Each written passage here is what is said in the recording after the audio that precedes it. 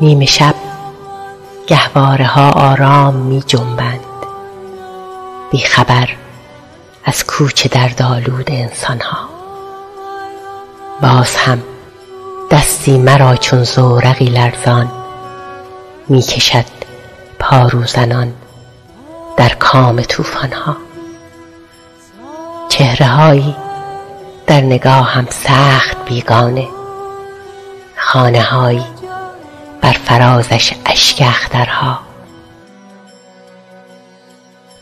وحشت زندان و برق حلقه زنجیر، داستانهایی ز لطف ایزد یکتا.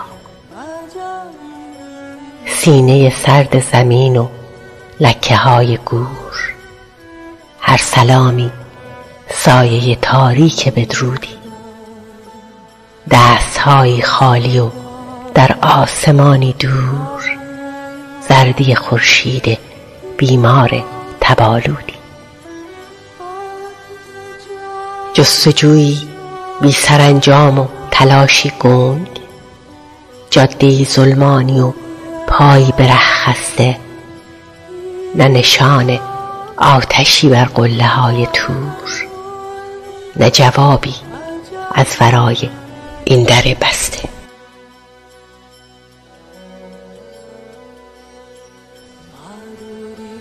می نشینم خیره در چشمان تاریکی، می شود یک دم از این قالب جدا باشم. همچو فریادی بپیچم در دل دنیا، چند روزی هم من عاصی خدا باشم.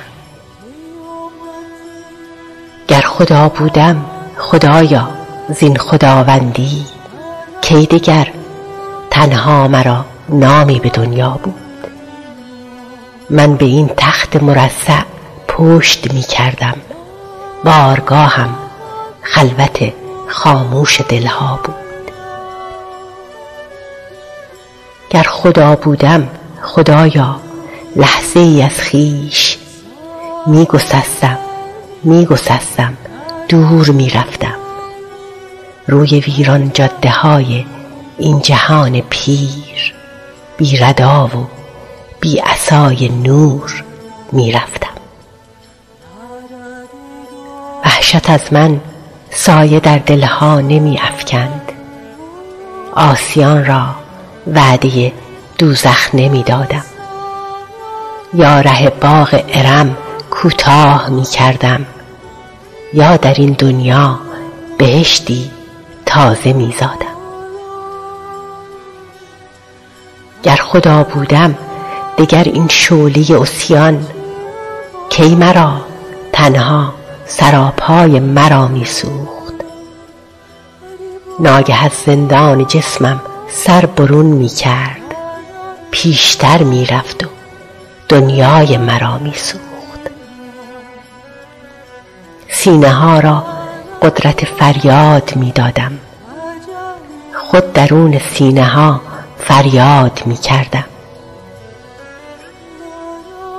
هستی من گسترش می یافت در هستی، شرمگین هرگه خدایی یاد می کردم. مشتهایم این دو مشت سخت بی آرام، کی دگر بیهوده بر دیوارها می خورد. آنچنان می کوفتم بر فرق دنیا مشت، تا که هستی در تن دیوارها می مرد. خانه می کردم میان مردم خاکی، خود به آنها راز خود را باز می خواندم. می نشستم با گروه باده پیمایان، شب میان کوچه ها آواز می خواندم. شمع می در خلوتم تا صبحدم می سوخت، مست از او در کارها تدبیر می کردم. می دریدم جامه پرهیز را بر تن، خود درون جام می تطهیر می کردم. من رها می کردم این خلق پریشان را تا دمی از وحشت دوزخ بیاسایند، جرعه‌ای از باده هستی بیاشامند، خویش را با زینت مستی بیارایند. من نوای چنگ بودم در شبستانها، من شرار عشق بودم سینه ها جایم، مسجد و میخانه این دیر ویرانه، پرخروش از ضربه های روشن پایم. من پیام وصل بودم در نگاهی شوخ، من سلام مهر بودم بر لبان جام، من شراب بوسه بودم در شب مستی، من سراپا عشق بودم، کام بودم، کام. می نهادم گاه گاهی در سرای خویش، گوش بر فریاد خلق بینوای خویش، تا ببینم دردهاشان را دوایی هست یا چه می خواهند آنها از خدای خویش. گر خدا بودم رسولم نام پاکم بود، این جلال از جامه های چاک چاکم بود. عشق شمشیر من و مستی کتاب من، باده خاکم بود، آری باده خاکم بود.